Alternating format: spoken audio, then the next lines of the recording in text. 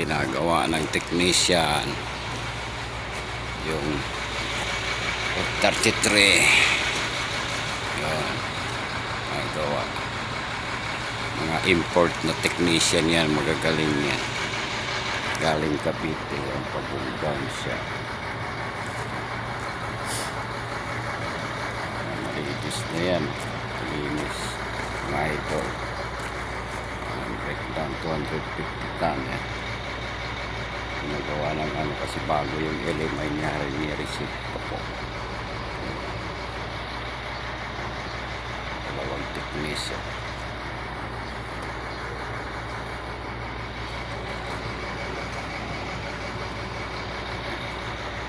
Gagaling yan yung mga technician. Thank you for watching mga idol. Support na lang po mga video ko po mga idol. Maraming salamat po.